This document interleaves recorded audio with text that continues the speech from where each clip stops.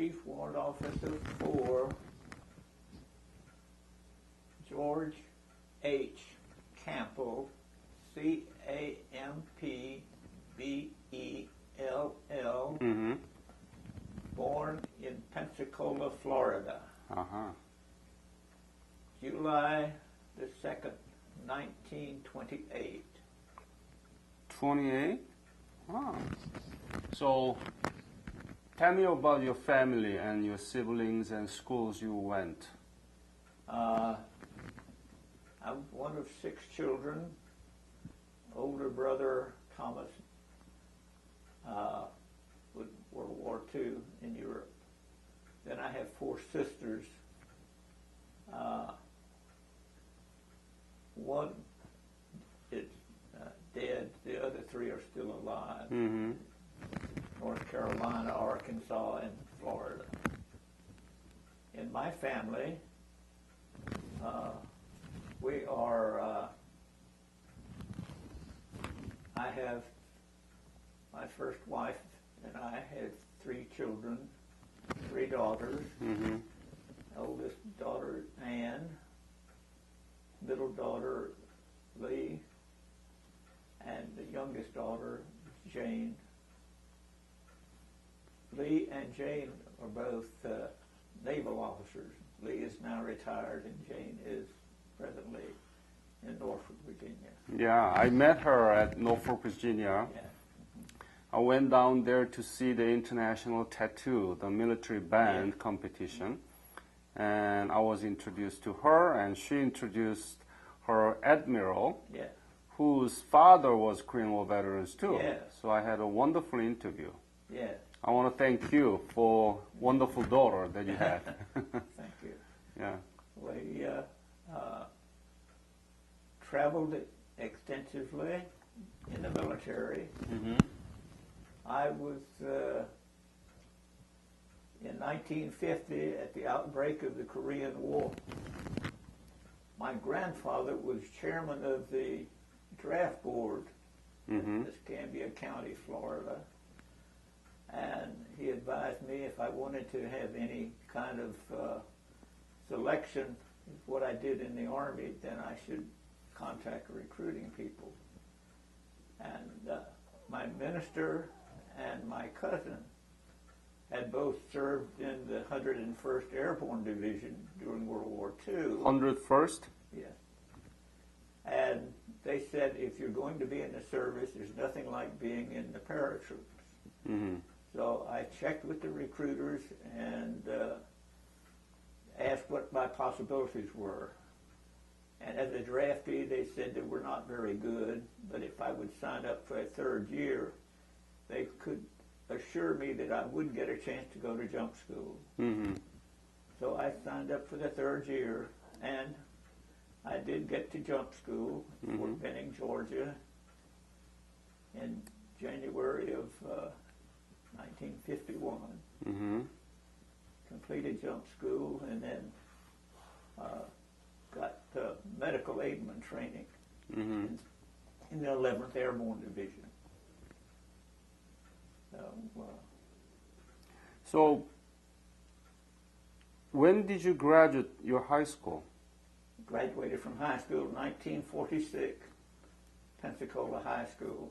Pensacola High School. Yeah. And what did you do after that?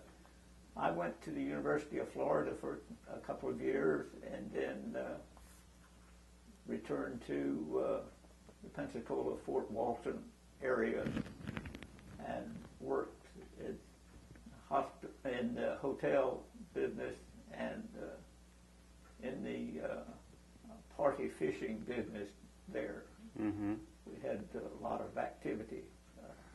What did you study in the University of Florida? Pre-medical type.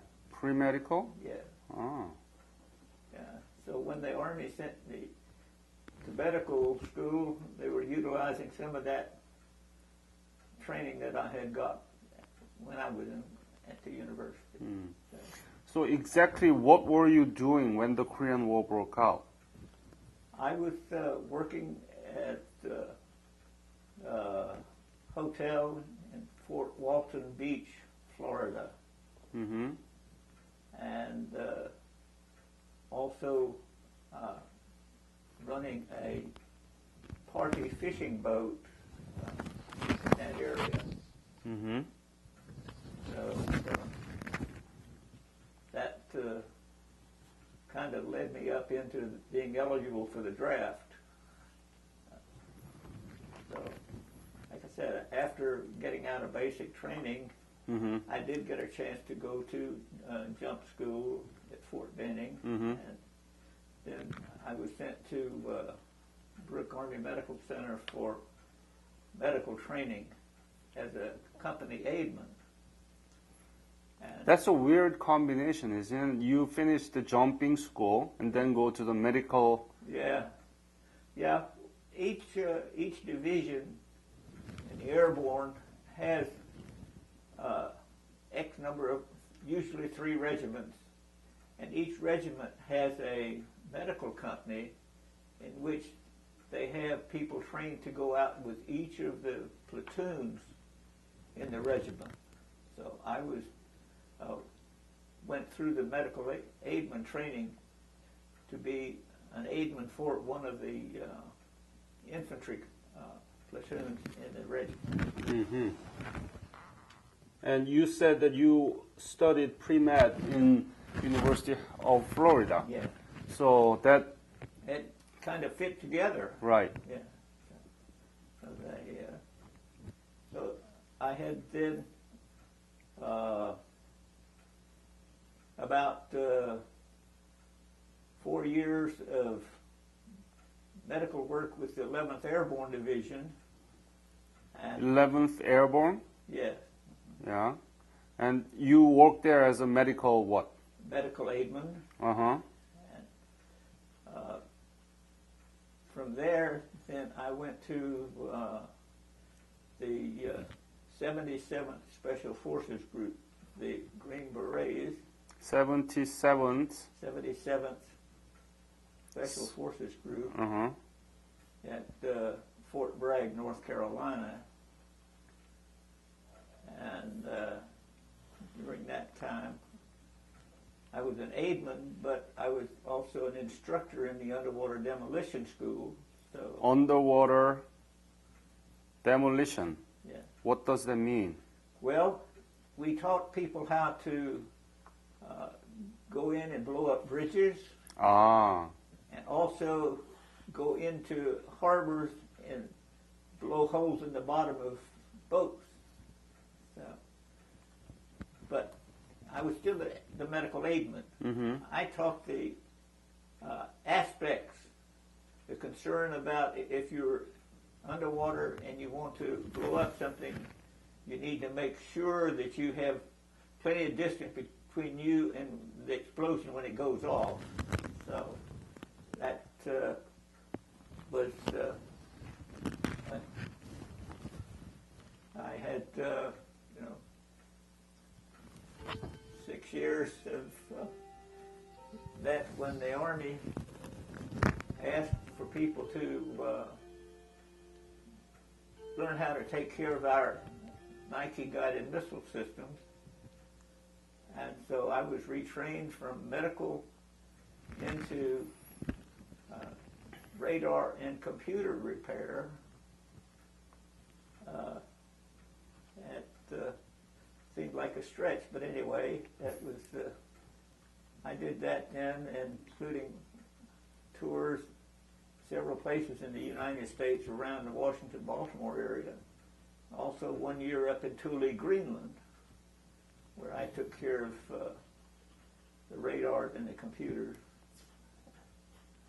When I got through with that, they decided that they were going to turn all of those units over to the Reserve and National Guard. Hmm. So I was just about 25 miles from Washington, Mm-hmm. and I went in and talked to the people in the Surgeon General's office and told them, I said, I've got advanced medical training from the Special Forces. Could you explain the reason that you were not dispatched to Korean War? Yes.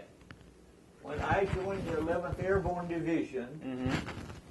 they were reinstituting a regimental combat team to replace the 187th Regimental Combat Team, which had gone over to Korea right after the invasion by the North Koreans. Yeah.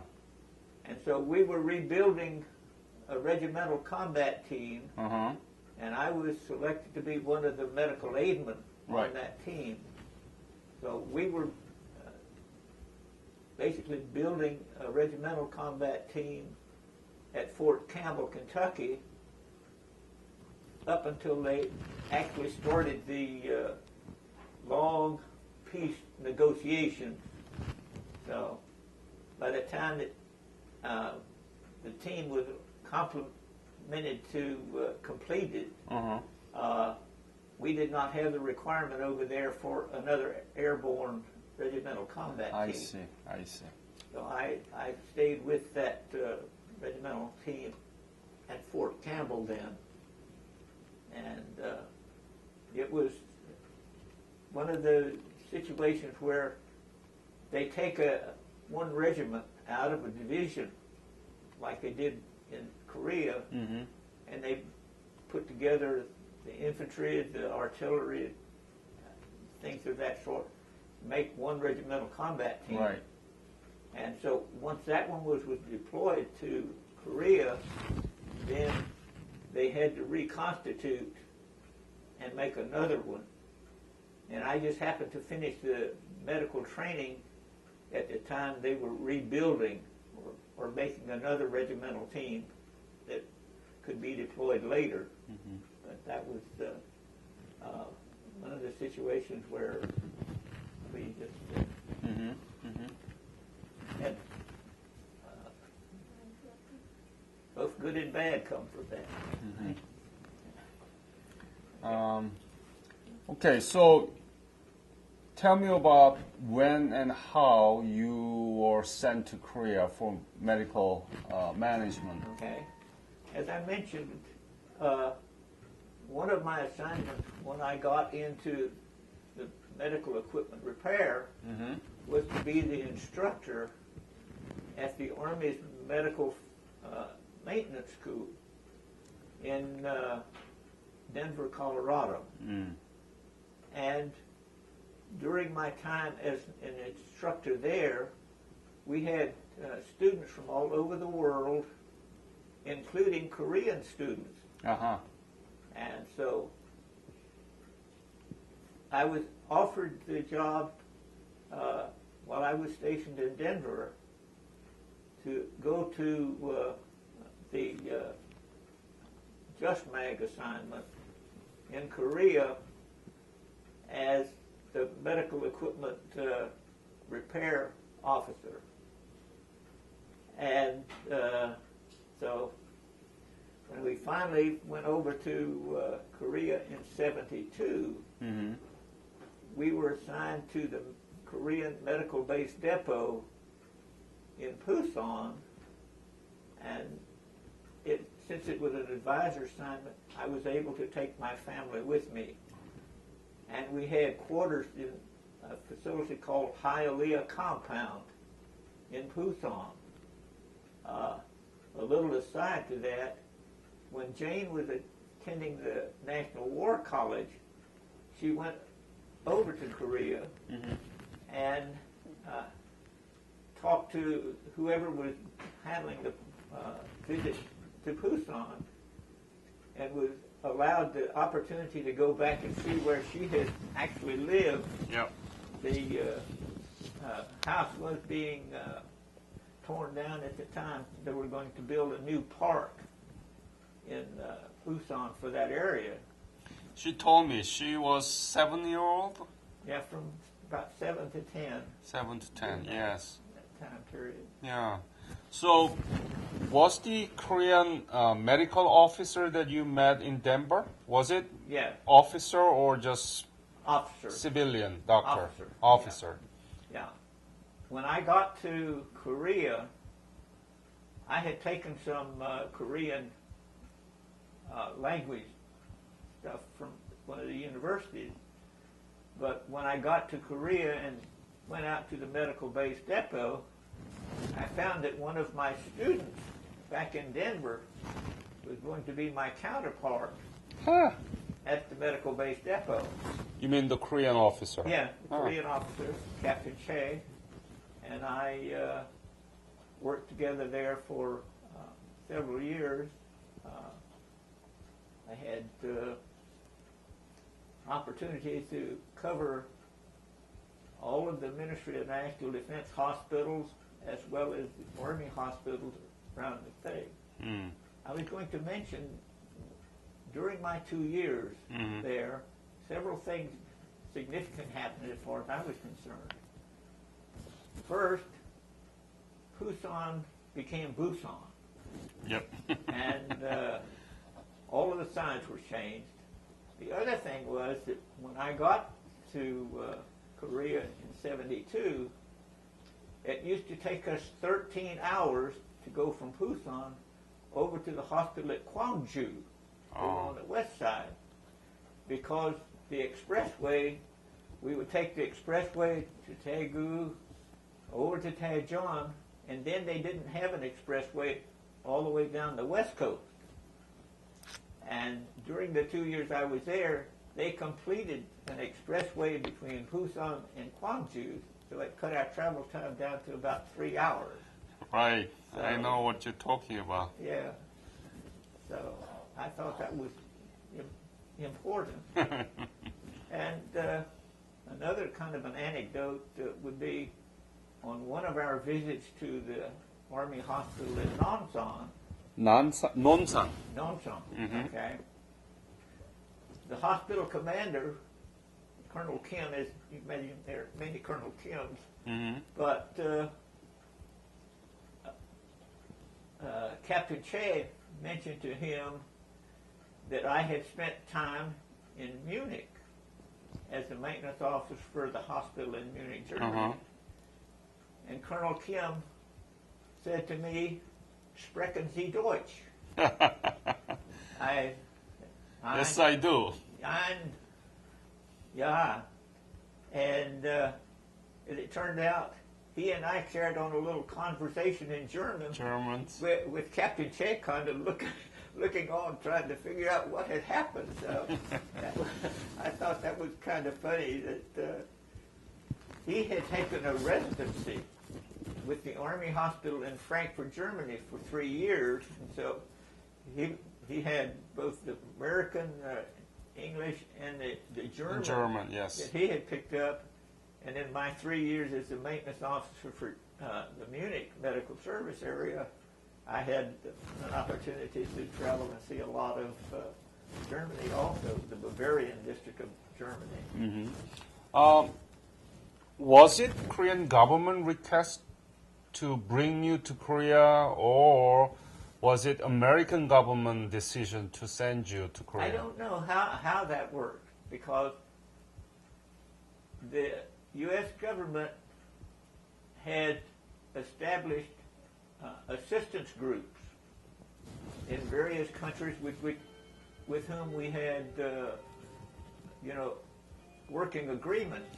And so after the war, as part of keeping American forces over there, they also were assigned as advisors to some of the areas there where they felt they could be of help.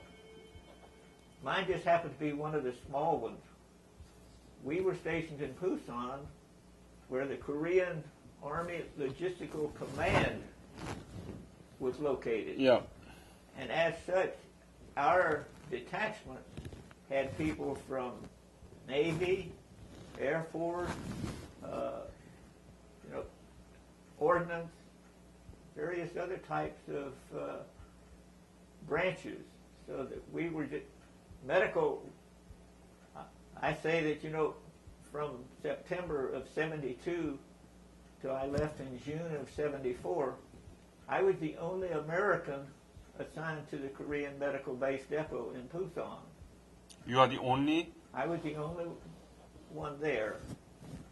And as such, whenever they wanted anybody to evaluate one of their units. Captain Shea or I would go together to hospitals and other units around. We visited the big hospital in Campbell, big hospital in Busan, military hospitals in detachments, Pohang, Chinhae, Kunsan, Gwangju, Nonsan, Chochiwan. Up the East Coast, the farthest north I got was about 20 miles north of the 38th parallel. We had an advanced medical, kind of like our MASH hospital up there, supporting the people right on the front line. Mm-hmm. And I had my counterpart take a picture of me going across the 38th parallel. You know, we went over from we'd go up to as far as Seoul and then come back down to Suwon, go across over near Gangneung, Mm-hmm. and then go up the East Coast above the 38th to the point where up near Sokcho to that area. Mm-hmm.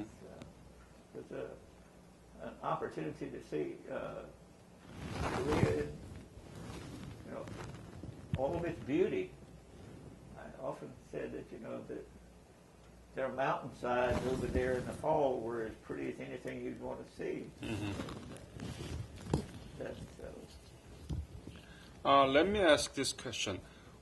What kind of job are we talking about, the medical equipment repair officer? What do you actually do? What do you do? And what kind of equipments are we repairing? Or what are we talking about here? in the Army, we say the medical equipment repairman handles everything from anesthesia to x-ray. Uh-huh.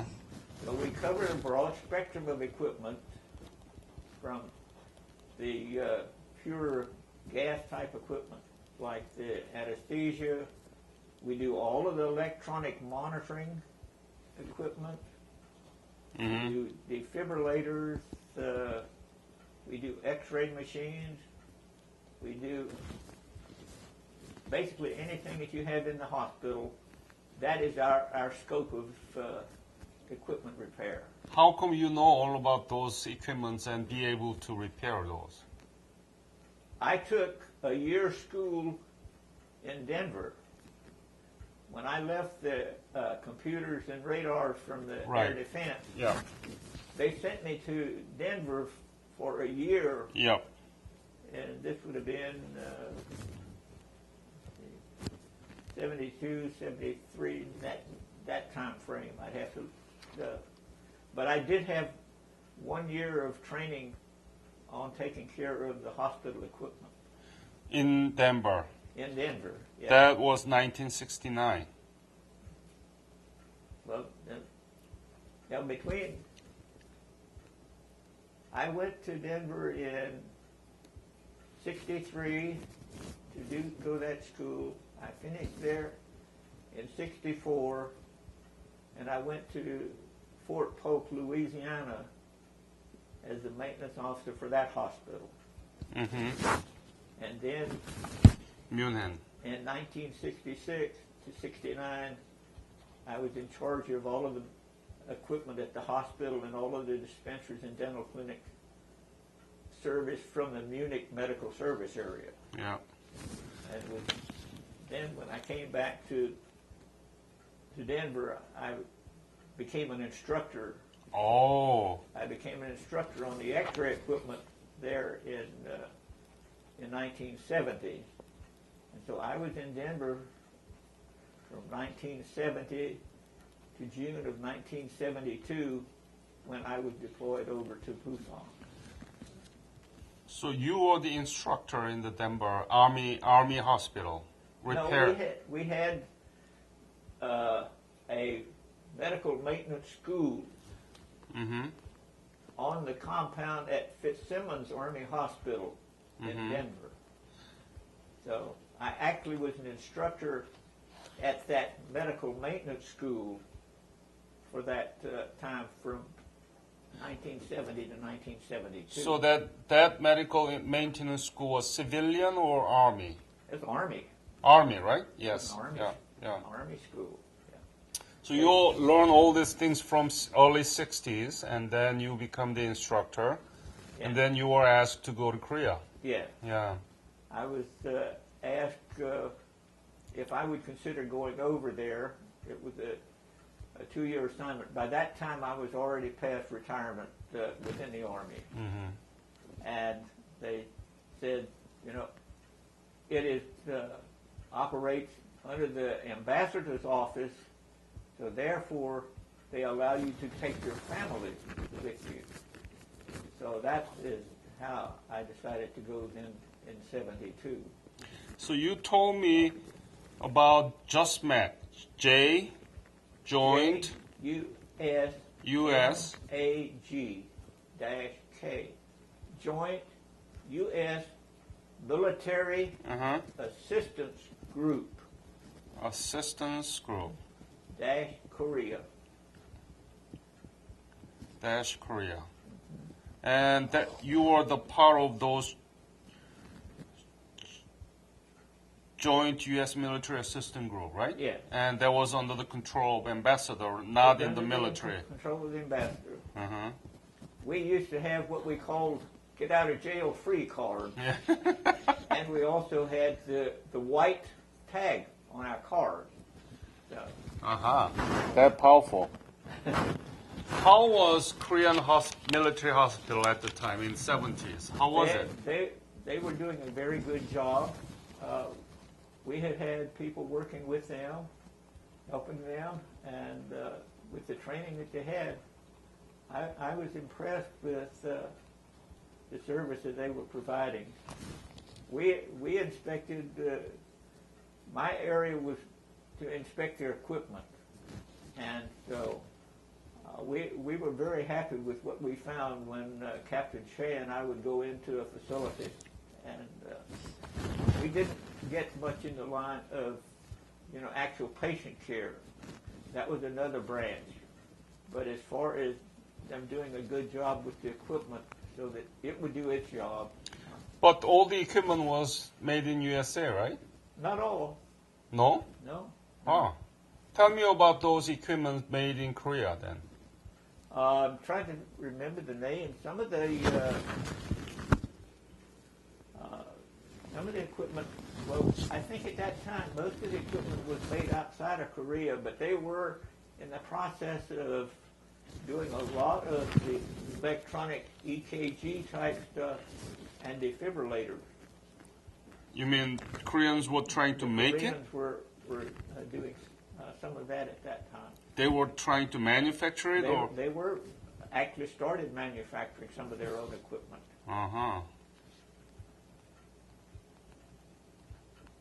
So, what was their level of repairmanship?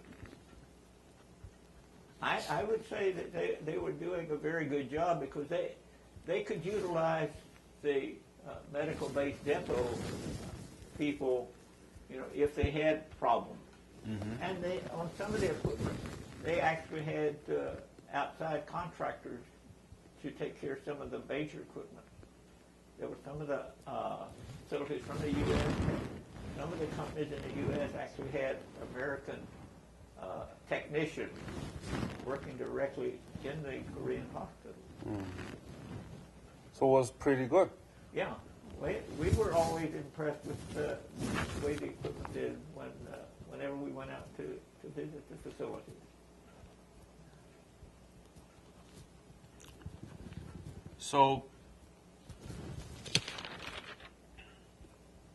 what was the most rewarding moments during your service in Korea from 72 to 74? I think just the opportunity to work with them because they were so a very gracious group of people. I was greeted warmly everywhere I went. My wife and I were invited for a number of occasions. The hospital commander in Busan, the brigadier general, and they invited us to visit them, and they like to show their facility and so forth. And so they invited me and my wife, children, to come out and see that facility. That being, the closest one to us, because the other ones were several hundred miles away, but the one in Busan was probably 15 to 20 minutes away from where we were living. How did your family enjoy being in Korea? I think they enjoyed it because Jane was the first girl to play Little League Baseball in Korea. Ah. And it upset some of the young Korean teams that they played, so they had to have her tied her hair up inside of her cap so that it wouldn't get upset. Why? Was because she was the first girl that play Little League Baseball over there. So she was competing with the boys? The boys. Competing with the boys. Ah. Because the man who was in charge of our team on Hialeah compound said she was a better ball player than some boys? of the boys. Oh. So, but they didn't want her to go down there with a big blonde ponytail, so they made her stick it up under her hat. Oh, I see. She did something else. Did you know how devastated the Korea was during the Korean War? Yes. In some of the villages, I could see how it was, and they showed me a number of places around where they had lost everything. Mm-hmm. And when you were there, it was 1970s. How? 1970. Yeah, and were you able to see the difference? Oh, yes, yes. Tell me about those details. Well, I think that, I had pictures of what Seoul had looked like after the war and what it was by the time we got there. They were first doing some of the first skyscraper type buildings, and so it was amazing to see how resilient they were. I thought one of the things that amazed me early on was some of the concrete construction was still using wheelbarrow, but they set up a hatchback type arrangement, and the men over there would push this thing up to where the forms were made for the first several floors, and it was amazing to see, what they were able to do. And since then, I have been over there, and to see, now you go into Seoul or Daegu or Busan, and you see things that are 30 stories high on board. Yeah. And fantastic growth. Fantastic, yes. Let's talk about the Korean defense veteran. Is that the right name to define the American soldier who's stationed after the Korean War in Korea? How do you like that name, the acronym Korean Defense Veteran, or how do you call them? Call yourself? Well, different from Korean War veterans. Yeah. Well, my feeling is that they are there to support. Everyone that's over there right now is to support your service. So I would think of them more as support troops than anything else. And in a way, that's what we were trying to do when I was there in '72. We were trying to support them and help them get up to speed with, what they had come up from. the end of the war. So do you want to call it as a Korea support veteran or Korea defense veteran? Which one do you like more better? I would say support. Korea support veteran? I think that we are there to support them in any way that we can. Mm-hmm. And I think that, from 1953 on, the troops that have been over there have been there primarily for support. 19 what?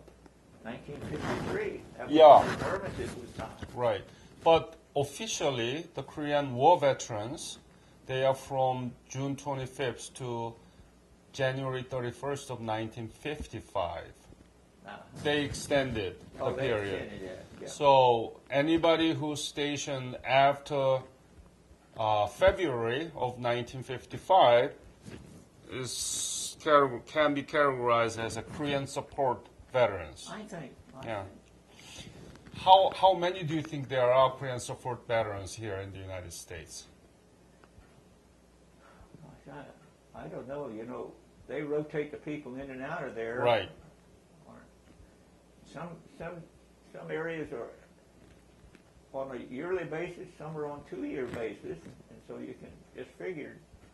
I was telling my wife that I just was realizing that since we talked a couple of days ago, I have been out of Korea now this month 40 years.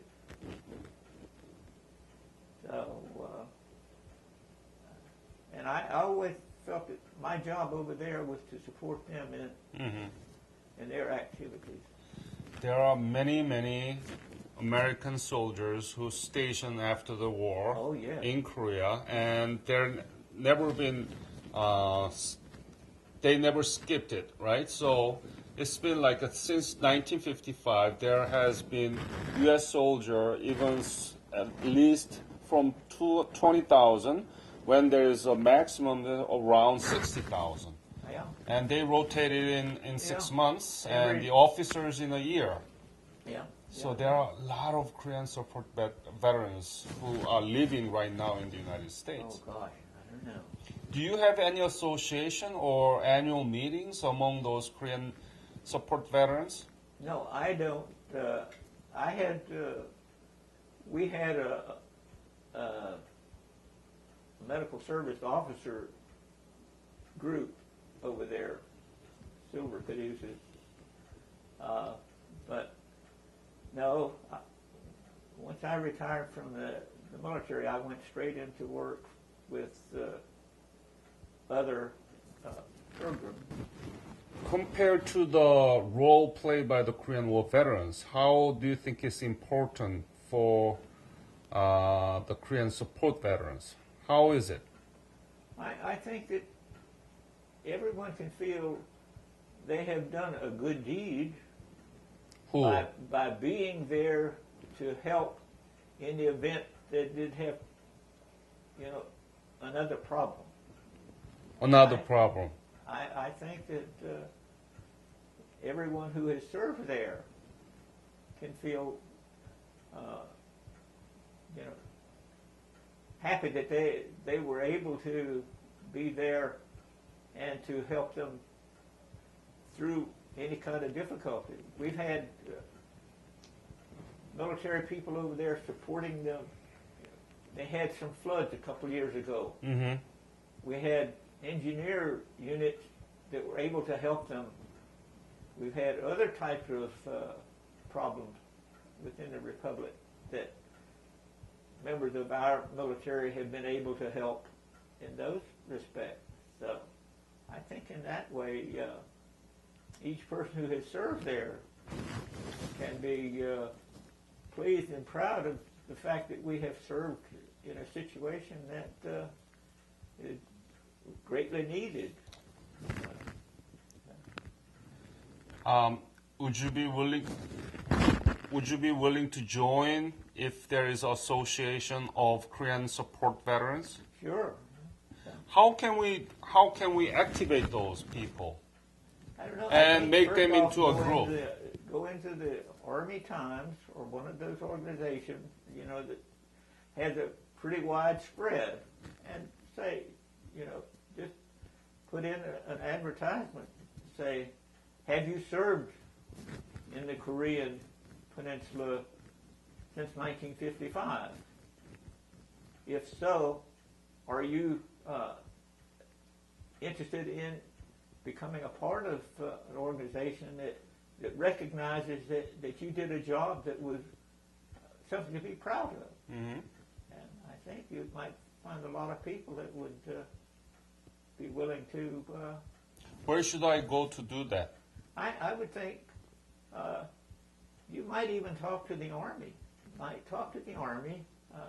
They have out what they call Army Echoes. It's a magazine that comes out about every 3 months, and it tells about different organizations.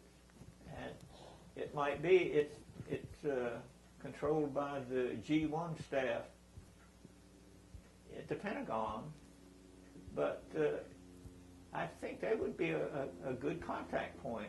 What is Korea to you now? What is, I mean, you never imagined, you really knew nothing about Korea before, and you end up serving there for 2 years, and then you've been back to Korea, and now you know what Korea is now. Yeah.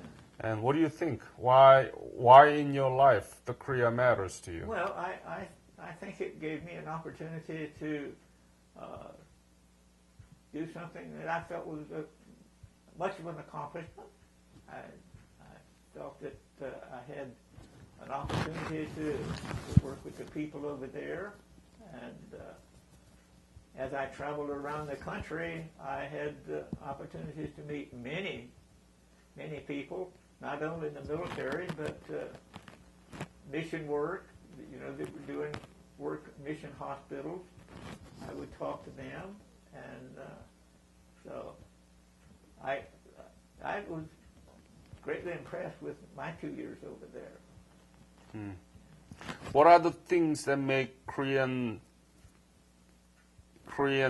country, Korea and Korean people different from other countries that you had experienced? What are the unique things? What are the differences?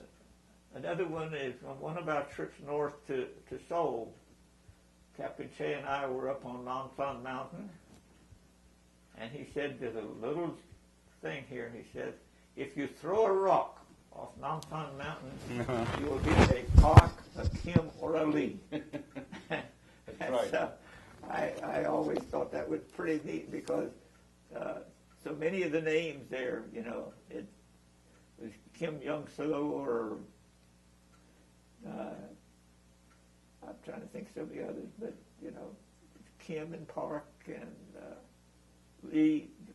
The first commanding officer of the depot when I got there was Colonel Lee, and then he was followed by Colonel So. I think Colonel So's name was So Munchul, something like that.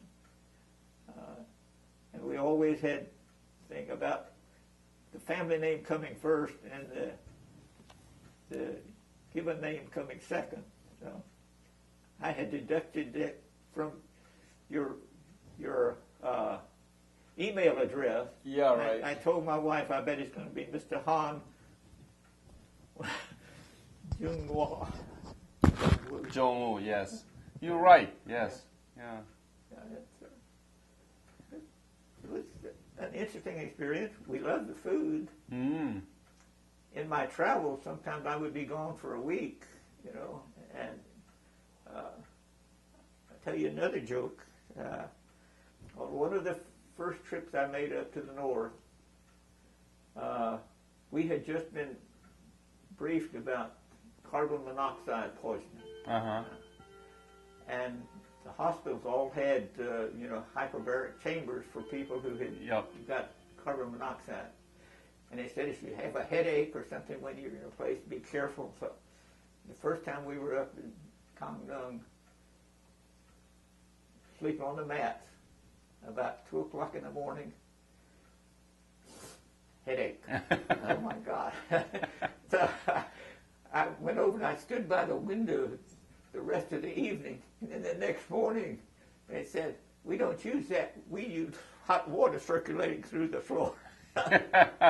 Yeah, we don't. Well, but the old idea of having the tubing going through there with the fire on one side and the chimney on the other, so that it went and it warmed the place. Yeah. It made a believer of me. So, so I had to think of that. But we were still eating bulgogi, Yeah. kalbi. I had acquired a taste for kimchi, but I was the only one of the family that did that. So. Uh-huh. Jane talked to me about her time in Busan, and then she went back with you, and then she was not recognizing the changes that have been made. Oh no! Yeah. It is so different. When we were there, Hyundai Beach was right there at Busan. 3 stores as big as building there. Now. Yeah. The Korean government is running a program called Revisit Korea for the Korean War veterans. Mm-hmm. And they are getting old, and we want to continue to invite the American soldiers who are stationed in America. So I think it will be Korean service or support veterans that will be included in the Revisit program. Do you think it will be a popular program for them? I think, were I younger, I would certainly take that up. Mm-hmm. I would certainly go back over there. Like I said, I saw the country from one end to the other, from all the way down near Jeju-do, the southwest corner up to Sokcho, up above and the people that I met in the hospitals and medical units, were just fantastic. Mm. Now, the Korea is known for one of the very specialized medical zone. For example, plastic surgeries. Many Chinese women coming into Korea, and we are known for the stomach cancer operation because we have so many stomach cancer occurring there in Korea. Yeah. Now, we are pretty good in medical. Yeah. Well, we were always concerned that because of the hot food, would be a contributing factor to a lot of the throat, esophageal cancer. As for us, yes. But it's different, and it's something that was very much of interest. I had always wanted to see what it was, and I'm very happy that I had the opportunity. Mm-hmm. And I'm very happy to meet Jane, your daughter, so that I can be here doing interview with you. So I want to thank her, and I want to thank you for your service. Well, any other message that you want to leave to this interview? Well, I would just say that I think anyone who has served there, even after the war, can be proud of what they have done. Mm-hmm. I really feel that we have been there to support you in whatever you were needing. We help you with your any kind of weather problems or floods or typhoons or anything, and we're there to support you if you needed to tell the young man up north there where he can go. Yeah. I think that's a very important message that we need to learn. So, can you say what is the legacy of the Korean support veterans? Yeah. I think they have kept the Korean Peninsula safe for these 50 years. I think our presence there has been a deterrent, a significant deterrent for someone to think twice before he would try to come south. Mm-hmm. So I think that any of our people that are serving there can be proud of that part of it. Mm-hmm. That's a very important message. I think that really conveys the real importance of what contribution has been made by the Korean support veterans or the Korean defense veterans. And I really appreciate that you pointed out that important fact, that the service of the U.S. soldiers after the war actually has secured the safety and stability of the Korean Peninsula. I think so.